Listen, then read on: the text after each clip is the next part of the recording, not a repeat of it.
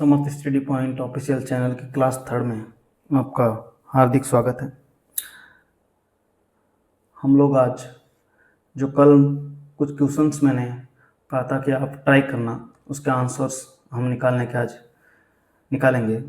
देखिए 310 डिग्री को रेडियन में कन्वर्ट करना था, ये आपको क्वेश्चंस करने के लिए बोला था। आज हम लोग इसके आंसर निकालते हैं। क्या क्वेश्चंस है? 310 डिग्री को किस में कन्वर्ट करना है? रेडियन में। ठीक है, रेडियन में कन्वर्ट करना है तो सबसे पहले अपन क्या करेंगे, फॉर्मूला आप जानते हैं कि अगर रेडियन में कन्वर्ट करना है तो पाई अपॉन 180 इंटू जो डिग्री में मान दे रखा है वो रख दीजिए।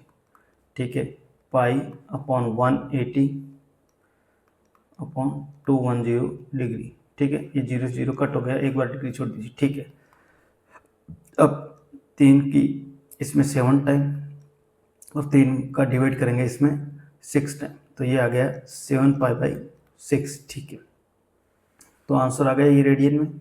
अब देखिए दूसरा क्वेश्चन है 11.25 डिग्री, यानी क्वेश्चन है 11.25 डिग्री, इसको रेडियन में कन्वर्ट करना है। ठीक है, तो वही फॉर्मूला रेडियन के लिए पाई अपॉन 180 इंटू 11.25। तो अब ये पॉइंट हटा दीजिए। पॉइंट हटाने के बाद वापस को तरीके से लिख दीजिए। ये मैंने पॉइंट हटाया तो ये हो गया 1125। ठीक है, अब इसके अंदर 25 का डिवाइड कर दीजिए। जब मैं 25 का डिवाइड 1125 में करूँगा तब वो आएगा 45। तो 45, मैं थोड़ा पाई पीछे लिख देता हूँ, और 18,000 में करूँगा 25 का डिवाइड तो वो आएगा 720 आएगा।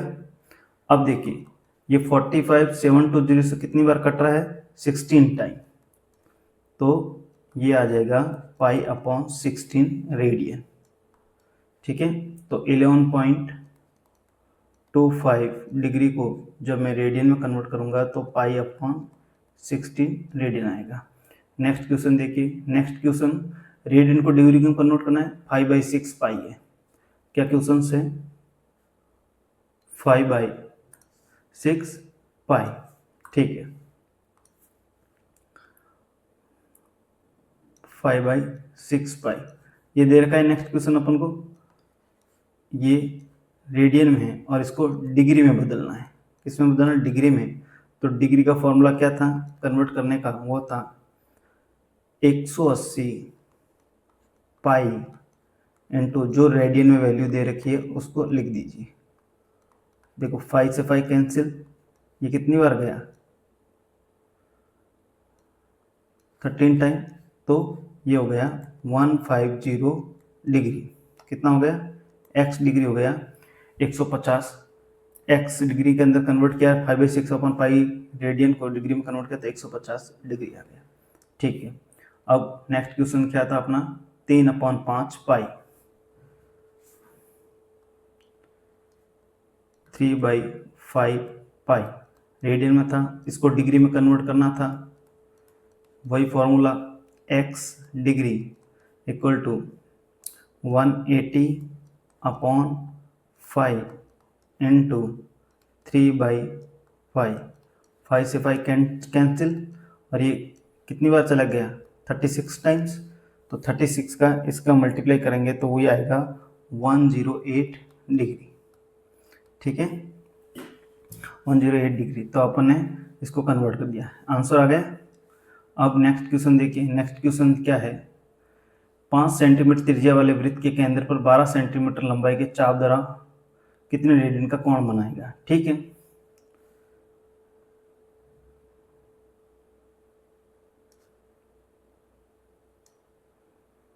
मान लीजिए ये त्रिज्या है। ठीक है, और ये ए से बी चाप है। अब आपको आर की वैल्यू दे रखी है 5 सेंटीमीटर। और ये चाप की वैल्यू, यहाँ से यहाँ तक चाप है, ये भी चाप की वैल्यू आपको कितनी देगी 12 सेंटीमीटर। और ये सर्कुलर एंगल कितना बनेगा, सर्कुलर एंगल अपन जानते हैं कि सर्कुलर एंगल की यूनिट रेडियन ही होती है, तो कोण थीटा वो कैसे निकालेंगे, चाप अपॉन त्रिज्या, और ये किस में आएगा, ये रेडियन में आएगा, किस में आएगा, रेडियन में आएगा। तो माने चाप कितना दे रखा है 12 सेंटीमीटर और ये 5 सेंटीमीटर, तो 5/12 12/5 रेडियन। ठीक है, ये आंसर आ गया। ठीक है, अब नेक्स्ट क्वेश्चन है किसी घड़ी के मिनट की सुई को 120 डिग्री कोण की रचना करने में कितना समय लगेगा। ठीक है, देखिए नेक्स्ट क्वेश्चन क्या था, मान लीजिए घड़ी हमेशा सर्कुलर ही होती है, तो एक वॉच है। ठीक है, अब मान लीजिए एक मिनट की सुई है, यहाँ ये मिनट की सुई है, एक तरीके से ये वॉच की रेडियस ही होती है, ये यहाँ से लेकर के मान लीजिए यहाँ तक गई, मान लीजिए ये एंगल बनाया 120 डिग्री, मैं मान लेता हूँ ये पॉइंट से बी पॉइंट तक गई। तो इस ये निकालना है कि जब ये एंगल 120 डिग्री आता है, यानी केंद्र पर बना कोण, यानी एंगल अपन को दे रखा है 120 डिग्री, तो उसने कितना टाइम लिया, मिनट की सुई ने, मिनट में निकालना है। अब देखो अपन ने पढ़ा था अगर ये मिनट की सुई पूरी घूम करके यहाँ आ जाए, यानी अगर ये मिनट की सुई पूरी एक राउंड लगा करके वापस अपने इनिशियल पोजीशन पे आ जाए, तब क्या ये पूरा 360 डिग्री घूमती है, यानी 60 मिनट में, इसको ऐसे लिखेंगे 360 डिग्री घूमने पर मिनट की सुई द्वारा लिया गया समय,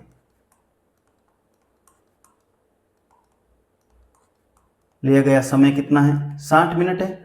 ये पूरा 360 डिग्री है कि नहीं है, पूरा 360 डिग्री, और ये मिनट की सुई पूरा राउंड घूम के 360 डिग्री कोण बनाएगी, कितने मिनट में बनाती है, 1 घंटे में, 1 घंटे मतलब 60 मिनट। ठीक है, सही।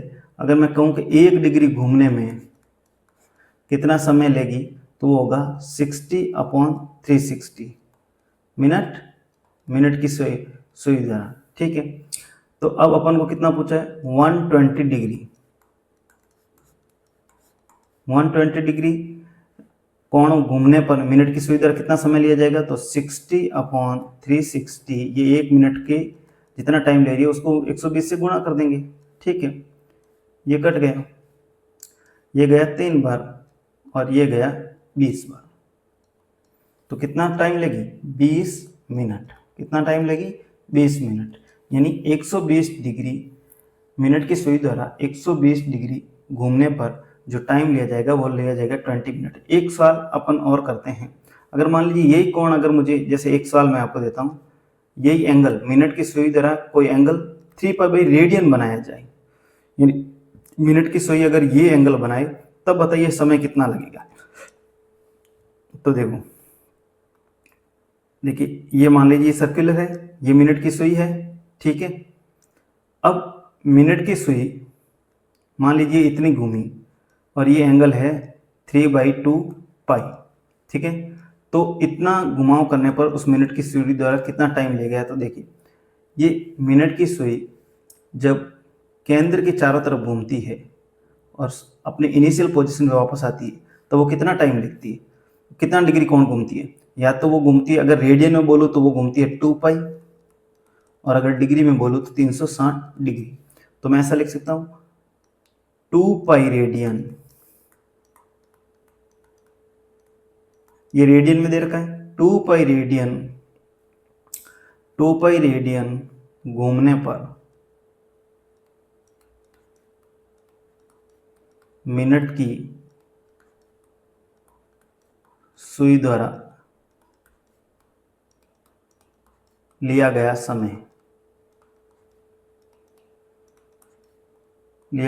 कितना है 60 मिनट, यानी 60 मिनट में मिनट की सुई अगर रेडियन में बात करें तो 2π रेडियन घूमती है, और अगर डिग्री में बात करें 360 डिग्री घूमती है। तो 1 रेडियन मिनट की सुई द्वारा लिया गया समय, घूमने पर जो समय लिया गया है वो कहलाएगा 60, ये मिनट है, 60/2 पाई मिनट। ठीक है। और अगर अब मुझे एंगल क्या दे रखा है, 3/2/पाई, यानी 3/2/पाई रेडियन घूमने पर मिनट की सुई द्वारा लिया गया समय कितना होगा, 60/2 पाई। एक मिनट में ये इतना टाइम लेते तो उसको 3/2 पाई से मल्टीप्लाई कर दूं, ये मिनट में आ जाएगा। पाई से पाई कैंसिल, ये कितनी बार गया 20 टाइम बाय, और ये कितनी बार गया, ओ सॉरी ये 1 मिनट, 2 60 को कितनी बार काटेगा, 30 बार काटेगा ना। ठीक है, तो पाई से पाई कैंसिल, ये 60 के अंदर गया 13 टाइम। ठीक है, और ये कितनी बार गया 15 टाइम। अब 15 × 3 बराबर 45 मिनट। ठीक है, यानी अगर रेडियन में कोई मिनट की सुई इतना कोण बनाती है घड़ी के अंदर, तो वो कितना समय लेगी 45 मिनट। और अगर वही मिनट की सुई डिग्री में अगर भी 120 मिनट 20 डिग्री का कोण बनाती है तो वो 20 मिनट लेती है। ठीक है, तो हमने जो कल न्यूमेरिकल दिए थे आपको सॉल्व करने के लिए, उन सब के अपन ने आंसर निकाल दिए। अब हम जो कल अपन ने टॉपिक शुरू किया था न्यून कोण के त्रिकोणमितीय अनुपात, उसमें आगे पढ़ेंगे। अपन ने जो पढ़ा था उसका एक बार वापस देख लेते हैं। कल अपन ने पढ़ा था कि जो त्रिकोणमितीय अनुपात होते हैं उसके जो लंब अपॉन कर्ण होता है, समकोण त्रिभुज का लंब अपॉन कर्ण का जो रेशियो है वो हमेशा साइन थीटा बताता है। और साइन थीटा को क्या पढ़ सकते हैं, साइन थीटा या ज्या थीटा। आधार अपॉन कर्ण का जो रेशियो है वो कोसाइन थीटा बताता है, जिसको शॉर्ट में अपन कोस थीटा लिखते हैं, और इसको कोटिज्या थीटा कहते हैं। और लंब अपॉन आधार का टेंजेंट थीटा, जिसको स्पर्शज्या भी कहते हैं, और इसको टेन थीटा शॉर्ट में लिखते हैं। अब आधार अपॉन लंब, जिसको कोटेंजेंट थीटा यानी कोट स्पर्शज्या भी कहते हैं, जिसको कोट थीटा कहते हैं, और कोस थीटा कोट स्पर्शज्या भी कहते हैं। कर्ण अपॉन आधार का जो रेशियो है वो सेकेंड थीटा या व्युत्क्रम कोट ज्या बताता है। और कर्ण अपॉन लंब का जो रेशियो है वो को सेकेंड थीटा या व्युत्क्रम ज्या बताता है। अब अगर मैं इसको शॉर्ट में लिखना चाहूँ तो देखिए sine theta, cos theta, tan theta, cosec theta, sec theta और कोट थीटा। अगर इनके रेशियो को, ये जो समकोण त्रिभुज है इसके भुजाओं के अनुपात को अगर मैं शॉर्ट में लिखना चाहूं तो हिंदी मीडियम के हिसाब से लाल बटा कक्का, लाल बटे कक्का। यहाँ एल का मतलब है लंब, ए का मतलब है आधार, और के का मतलब है कर्ण। ठीक है, यानी अब इसको मैं देखिए शॉर्ट में याद करूं, साइन थीटा को क्या बोलते थे, लंब अपॉन आधार बोलते थे।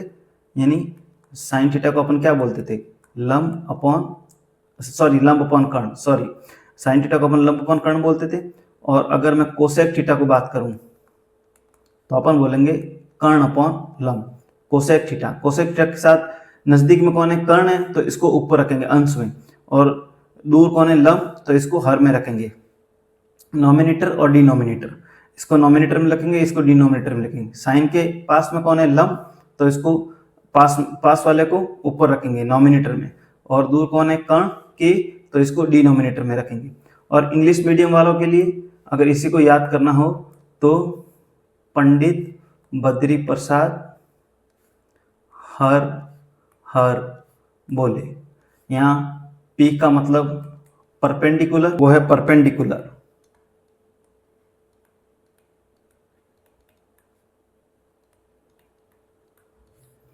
यहाँ पर जो बी का मतलब है वो है बेस, और यहाँ पर जो एच का मतलब है वो है हाइपोटेनियस।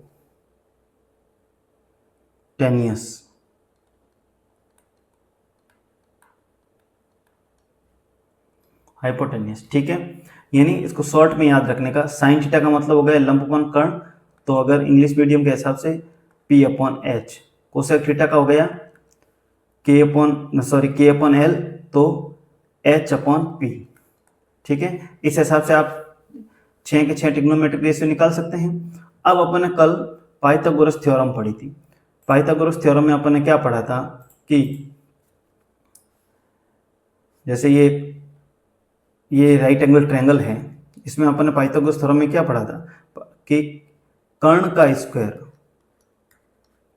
वो लंब, यानी इसका लंब कौन सा होगा, BC प्लस आधार के स्क्वायर के योग के बराबर होता है। यानी हाइपोटेनियस का स्क्वायर बराबर परपेंडिकुलर का स्क्वायर प्लस बेस का स्क्वायर, ठीक है। अब देखिए यहाँ पर अगर मुझे अब देखिए इससे तीन फॉर्मूले बनेंगे। अगर मुझे हाइपोटेनियस चाहिए और परपेंडिकुलर और बेस दे रखा हो, तब मैं क्या लिखूंगा, P square plus B square और उसका रूट निकाल दूंगा। अगर मुझे परपेंडिकुलर चाहिए तो मैं क्या करूंगा, इधर भेज दूं इसको, हाइपोटेनियस स्क्वायर बी को उधर भेज दूं और ये हो गया पी स्क्वायर, ठीक है। सही, अगर मुझे बेस चाहिए तो मैं परपेंडिकुलर को इधर भेज दूं, उधर बेस रख दूं, ठीक है। तो अगर मुझे पी चाहिए तो इसका रूट कर लूं, तो रूट हाइपोटेनियस का स्क्वायर माइनस बेस का स्क्वायर। और अगर मुझे बेस चाहिए तो मैं क्या करूंगा, हाइपोटेनियस का स्क्वायर माइनस परपेंडिकुलर का स्क्वायर। यानी हिंदी मीडियम के हिसाब से कर्ण अगर मुझे निकालना है तो आधार का स्क्वायर प्लस लंब का स्क्वायर। अगर मुझे लंब निकालना है तो कर्ण का स्क्वायर माइनस आधार का स्क्वायर। और अगर मुझे आधार निकालना है तो कर्ण का स्क्वायर माइनस लंब का स्क्वायर। तो अपन ये तीनों 6 के 6 ट्रिग्नोमेट्रिक फंक्शन अपन ने पढ़ लिए। हाइपोटेनियस का जो अपन ने कल थ्योरम पढ़ी थी, सॉरी पाइथागोरस थ्योरम पढ़ी थी या बोधायन में पढ़ा था, उससे 3 फॉर्मूले ये निकल के आ गए। अब हम इन दोनों 6 ट्रिग्नोमेट्रिक फंक्शन और इस पाइथागोरस थ्योरम के बेस पे कुछ न्यूमेरिकल सॉल्व करते हैं। चलिए,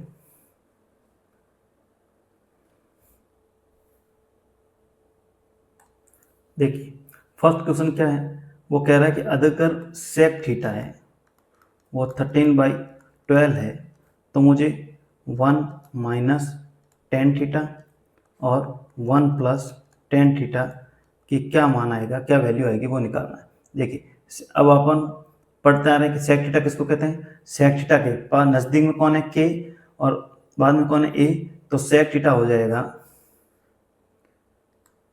सेक थीटा इजिकल टू के अपॉन ए, यानी लाल कर्ण अपॉन आधार। और अगर इंग्लिश मीडियम के हिसाब से बोलूँ तो हाइपोटेनियस अपॉन बेस। देखिए तो इसका मतलब की वैल्यू कितनी दे रखी है, 13, और बेस आधार की वैल्यू कितनी दे रखी है, 12। अब टेन थीटा क्या होता है, देखिए टेन थीटा क्या होता है, टेन थीटा के पास में क्या लिखा हुआ है, एल। तो लंब अपॉन आधा, लंब अपॉन आधा, टेन थीटा होता है लंब अपॉन आधा। अब देखिए आपके पास कर्ण है, आधार है, लेकिन आपके पास लंब नहीं है। तो पाइथागोरस थ्योरम में निकालेंगे, लंब कैसे निकालेंगे, ये देखिए अपन अभी पढ़ के आ रहे हैं, लंब इक्वल टू कर्ण का स्क्वायर। तो कर्ण कितना है, 13 का स्क्वायर माइनस आधार का स्क्वायर कितना है, 12 का स्क्वायर। 13 का स्क्वायर कितना हो गया, 169, 144, ये कितना हो जाएगा,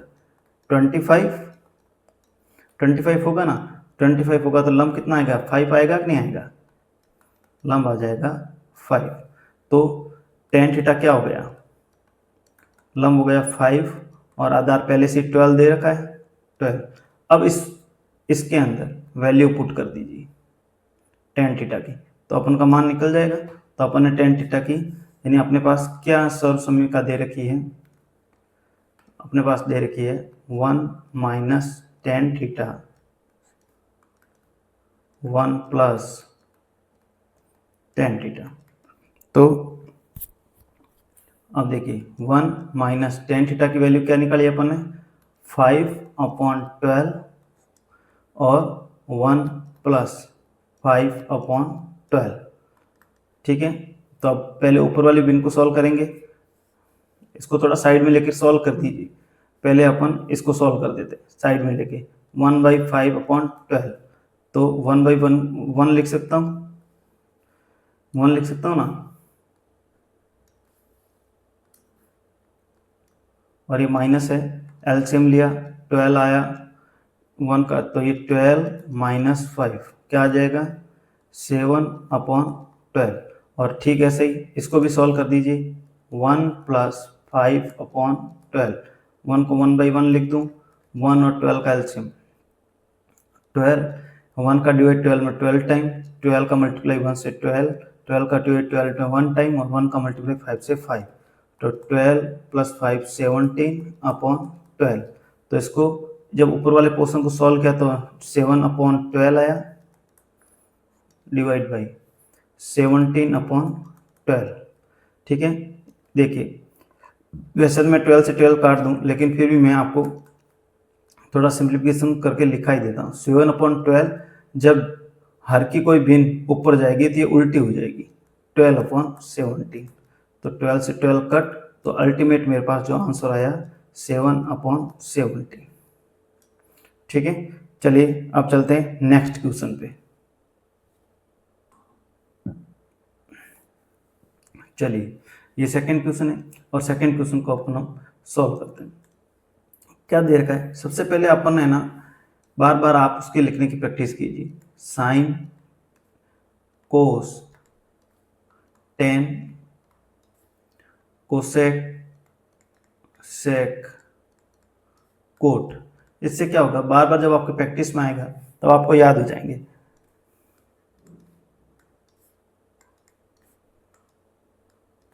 ठीक है, तो जब ये बार बार आपको प्रैक्टिस में लाएंगे तब आपको याद हो जाएंगे किस समकोण त्रिभुज के किन दो भुजाओं के रेशियो को क्या कहते हैं।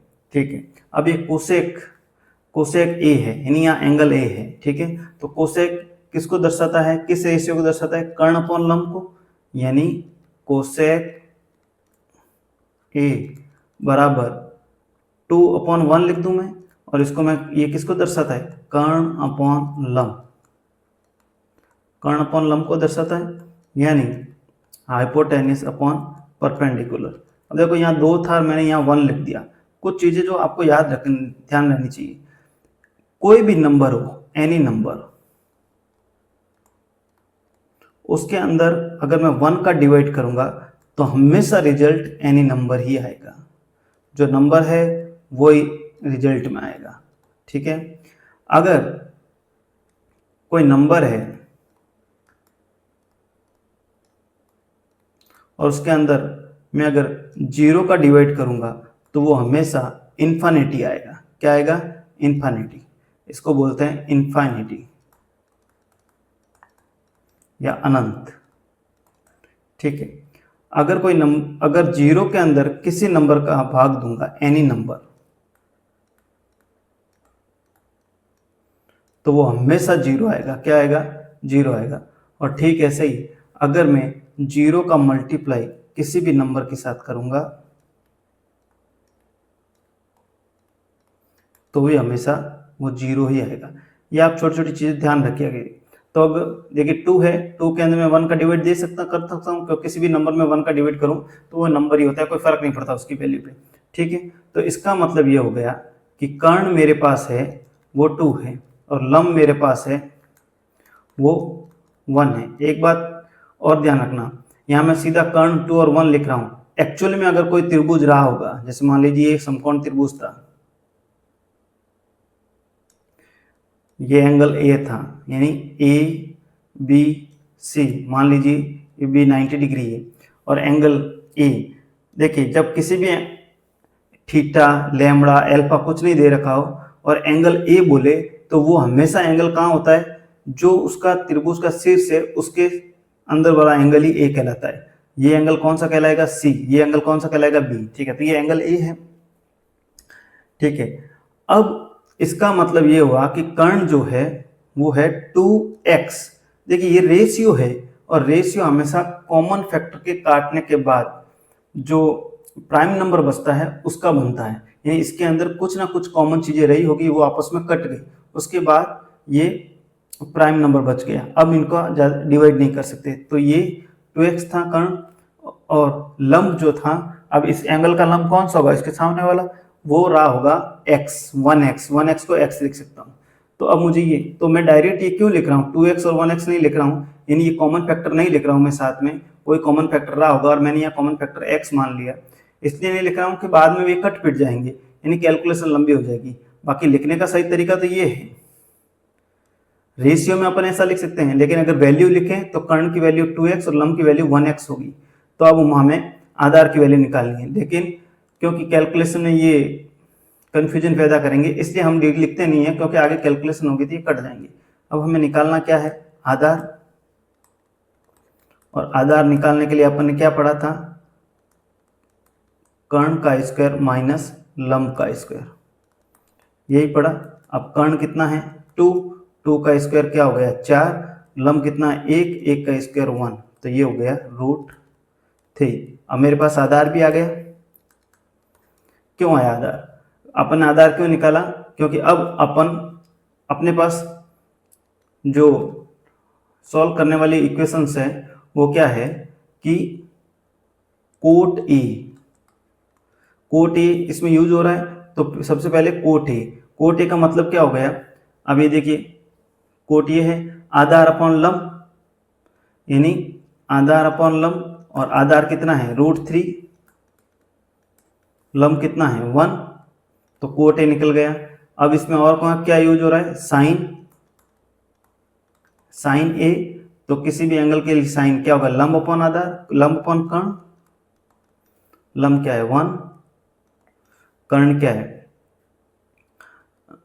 सॉरी 2, तो ये हो गया 1/2, और कोस ए क्या है, कोस ए, कोस ए क्या है आधार अपॉन कर्ण, तो आधार कितना है मेरा √3, और कर्ण कितना है मेरा 1। तो अब ये वैल्यू आ गई। अब मैं इसमें के अंदर पुट करूंगा जो अपन को सॉल्व करने के लिए दे रखा है, क्या दे रखा है, cot A plus sine A plus, देखिए अपने को क्या दे रखा है, cot A plus sine A upon 1 plus cos A, क्या दे रखा है 1 प्लस कोस ए। अब इन सब की वैल्यू रख दूं मैं, कोट ए की वैल्यू अपन ने निकाली, क्या निकली √3/1, √3/1 प्लस साइन ए की वैल्यू क्या निकाली 1/2, और 1 प्लस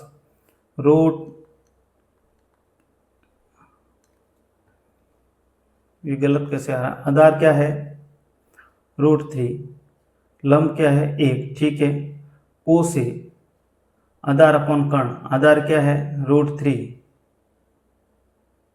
और कर्ण क्या है 2, सॉरी कोस की वैल्यू √3/2 आएगी, √3/2।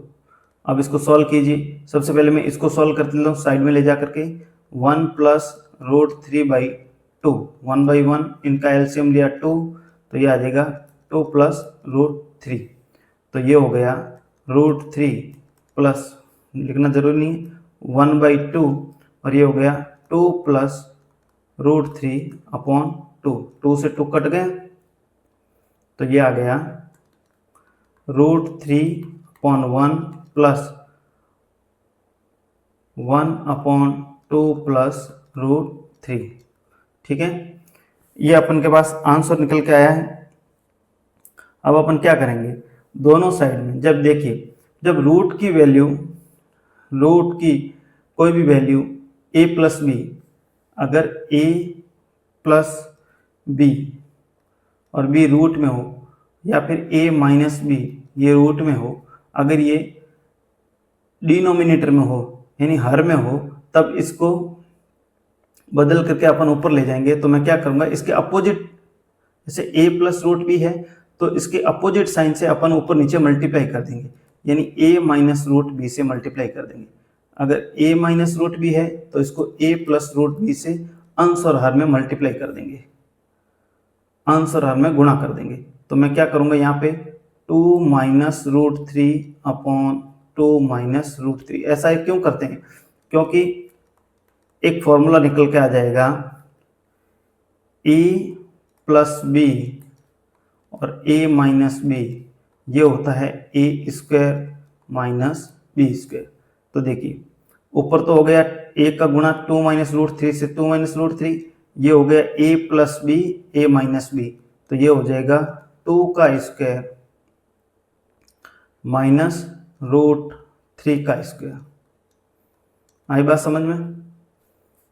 तो root three plus 2 minus root three upon नीचे आ जाएगा 4 minus three root three plus 2 minus root three upon 4 minus 1 1, तो ये अल्टीमेटली लिखा जाएगा root three 2 minus root three से रूट थ्री कैंसिल, लास्ट में जो आंसर निकल के आएगा वो आएगा 2। क्या आंसर निकल के आएगा? 2। ठीक है, तो ये आपको क्वेश्चन समझ में आया? यानी रूट की वैल्यू को जब डिनोमिनेटर में हो और इस तरह लिखा जाए तो इसको अंश और हर में गुणा करना है, हर में मल्टीप्लाई करना है a माइनस रूट थ्री का, और अगर a माइनस रूट बी हो तो इसको मल्टीप्लाई करना है a प्लस रूट बी का। ठीक है, ऐसा इसलिए करते हैं क्योंकि नीचे वाली दोनों मल्टीप्लाई होकर के a plus B a minus B का होल स्क्वायर ये इस टाइप की टर्म बन जाए, ताकि a square minus B square जब करेंगे तो इसके ऊपर से रूट हट जाए। ठीक है, अब चलते हैं नेक्स्ट क्वेश्चन पे। नेक्स्ट क्वेश्चन कह रहा है कि अगर tan a बराबर 1 हो और tan b बराबर रूट थ्री हो तो cos a cos b minus sine a sine b का मान क्या होगा? ठीक है, का मान। ठीक है, कोई दिक्कत नहीं है।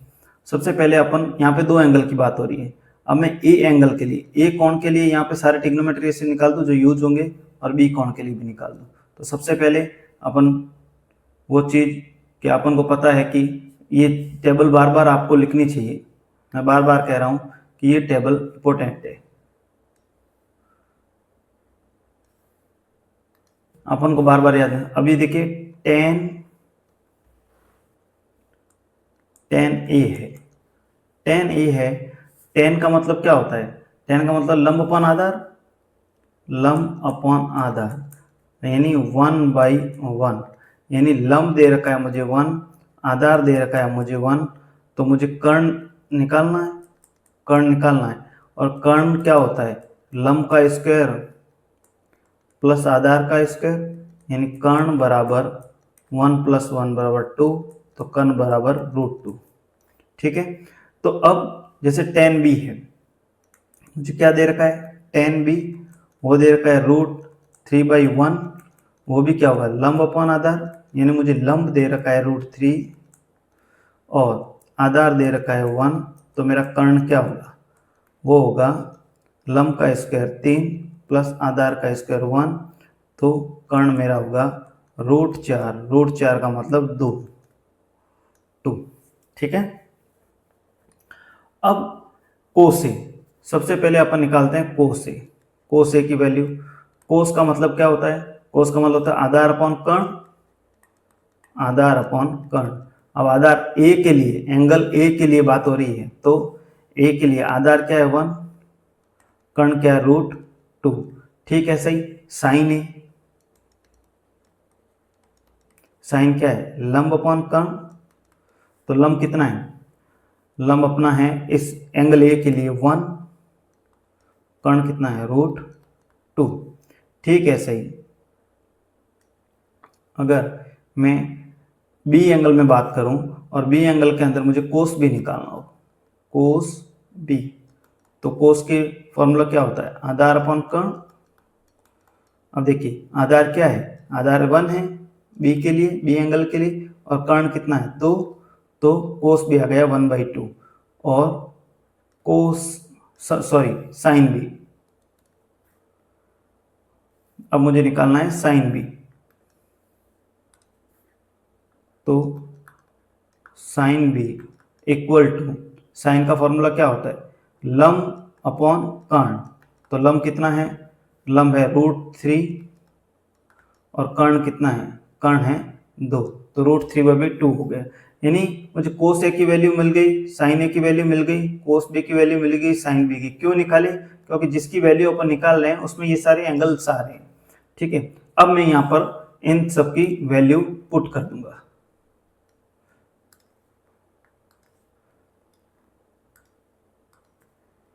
देखिए इन सब की वैल्यू मैं पुट कर दूंगा।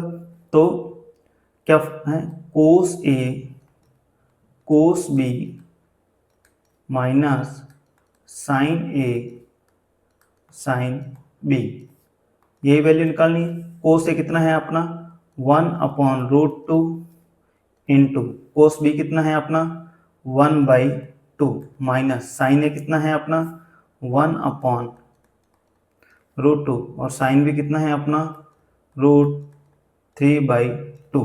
ठीक है, तो ये कितना हो जाएगा 1/2√2 माइनस √3/2√2।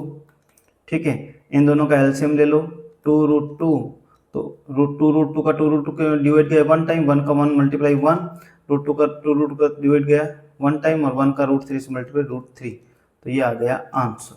ठीक है, अब अपन करते हैं नेक्स्ट क्वेश्चन। tan a उसकी वैल्यू है √2/1, तो मुझे sin a इंटू कोस ए की वैल्यू निकालनी। कोई बात नहीं, tan क्या होता है, जो tan होता है वो लंब अपॉन आधार होता है, लंब अपॉन आधार होता है। तो tan a इक्वल टू लंब अपॉन आधार, मेरे पास लंब है √2-1 और नीचे में 1 का डिवाइड कर सकता हूँ, एनी नंबर के अंदर 1 का डिवाइड करेंगे तो कोई फर्क नहीं पड़ेगा। यानी मेरे पास लंब आ गया √2-1, मेरे पास आधार आ गया 1, तो मुझे कर्ण निकालना है। कर्ण होता है लंब का स्क्वायर प्लस आधार का स्क्वायर। ठीक है, अब लंब क्या है, √2-1 का स्क्वायर प्लस 1 का स्क्वायर। एक बार मैं इसको थोड़ा बाहर ले जाके सॉल्व कर देता हूँ, इधर √2-1 का स्क्वायर, ये हो गया a माइनस बी का होल स्क्वायर। तो a माइनस बी का होल स्क्वायर का फॉर्मूला क्या होता है, a माइनस बी का होल स्क्वायर। जब इसको खोलेंगे तो आएगा a square plus B square minus 2ab। अब यहाँ a क्या है √2, b क्या है 1, तो a स्क्वायर यानी √2 का स्क्वायर प्लस 1 का स्क्वायर माइनस 2 इंटू √2 इंटू 1, तो ये आ जाएगा 2 + 1 - 2√2, तो ये क्या आ जाएगा 3 - 2√2। तो मैं यहाँ लिख सकता हूँ अंदर 3 - 2√2 और +1, तो ये आ जाएगा 4 - 2√2। आएगा कि नहीं आएगा, 4 - 2√2 आ जाएगा। अब देखिए, अब ये आ गया मेरे पास कर्ण आ गया, क्या आ गया, कर्ण आ गया। अब अपन को साइन ए चाहिए। साइन ए क्या होता है, साइन ए, साइन क्या होता है, लंब अपॉन कर्ण। लंब कितना है मेरे पास, लंब पहले से मेरे पास √2 - 1 और कर्ण कितना है मेरे पास √4 - 2√2, यही है ना मेरे पास कर्ण। ठीक है, कोई बात नहीं। अब अपने पास और क्या आ गया, कोस ए चाहिए मुझे। क्या चाहिए, कोस ए। कोस ए, कोस ए क्या होता है, आधार अपॉन कर्ण। तो कोस ए आधार कितना है, आधार है 1 और कर्ण कितना है √4 - 2√2। अब अल्टीमेटली अपन को यही वैल्यू निकालनी है, साइन ए इंटू कोस ए। यहाँ वैल्यू पुट कर दीजिए, तो साइन ए की वैल्यू कितनी हो गई, 2 4 -2 √2 इंटू 1 4 -2 √2। अब ये देखिए, ये दोनों a इंटू ए इंटू ए, तो ये क्या हो जाएगा ए स्क्वायर, और अगर √2 a इंटू √2 है तो ये a हो जाएगा, तो ये -2, ये हो जाएगा 4 -2 √2। क्या आ गया, 4 -2 √2। अब देखिए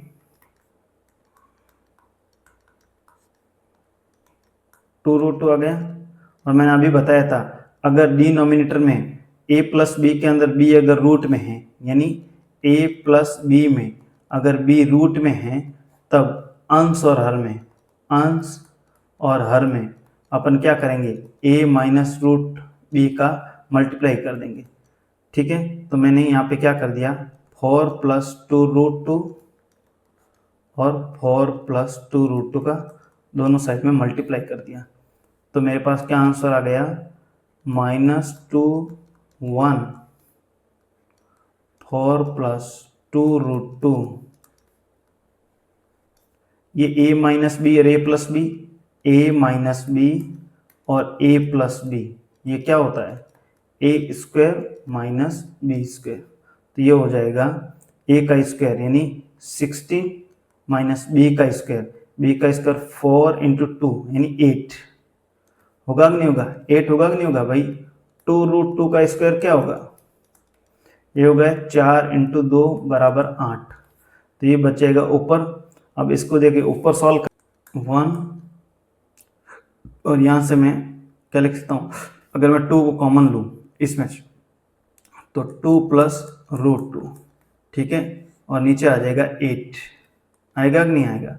अब देखिए इसको काटा 4 टाइम्स, तो √2 -1 और 2 +√2 अपॉन 4।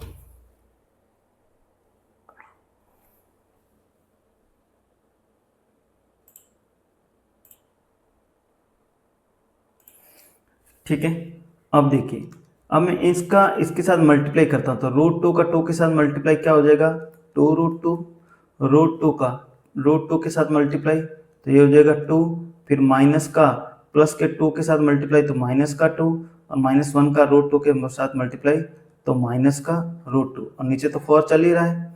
ठीक है, ये प्रोसेस जरूर लंबा है, लेकिन ये जब आप बार बार ऐसे क्वेश्चनों की प्रैक्टिस करेंगे तो ये आपके लिए कैलकुलेशन शॉर्ट हो जाएगी। मैं बेसिक से पढ़ा रहा हूँ, इसकी वजह से ये प्रोसेस थोड़ा आपको लंबा लग रहा है। देखिए 2 से 2 कट गया, अब 2 √2 -√2 यानी ये 2 बार √2 है, ये √2 है, तो एक √2 कट जाएगा, यानी ऊपर बच गया √2, नीचे बच गया 4। आंसर तो यही आ गया। अब कई बार ये आंसर ऐसे लिखा आता है 1/2 √2। ठीक है, अपन सोचेंगे कि आंसर तो ये आया था, फिर ये कहाँ से आया, कोई दिक्कत नहीं है। अपन क्या करेंगे, ऊपर नीचे √2 का मल्टीप्लाई कर देंगे। किसी भी संख्या के एक समान संख्या का अंश और हर में गुणा करने पर उसके मान में कोई फर्क नहीं पड़ता है, ये बात आपको ध्यान होनी चाहिए। ठीक है, मल्टीप्लाई कर दिया तो √2 और √2 का गुणा तो हो गया 2, और ये क्या हो गया 4 इंटू √2। अब ये 2 4 से कितनी बार गया 2 टाइम्स, तो ये 2 √2, यानी आंसर पहले अपने पास जो आंसर आया था वो आया था √2/4, और इसको मैं ऐसे भी लिख सकता हूँ 1/2 √2। कई बार कंपटीशन एग्जाम के ऑप्शन में ये दिया होता है, और ये क्वेश्चन कई बार आ चुका है। तो कंपटीशन एग्जाम के जब ये क्वेश्चन आता है तब ऑप्शन में ये आंसर दिया होता है, हम यहाँ आकर के अटक जाते हैं, फिर सोचते हैं कि ये आंसर आया कैसे। ठीक है, अभी मैंने देखिए ऊपर नीचे 2 मल्टीप्लाई किया। एक बात याद रखना, अगर कोई भी भिन्न दे रखी है a/b, ठीक है, इस भिन्न के साथ अंश और हर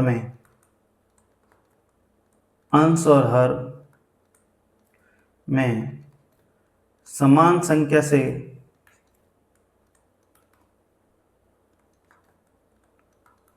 गुणा करने पर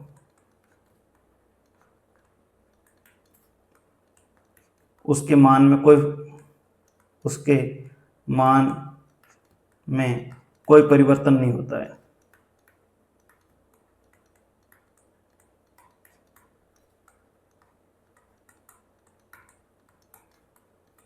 माने मान लीजिए एक भिन्न है 3/5।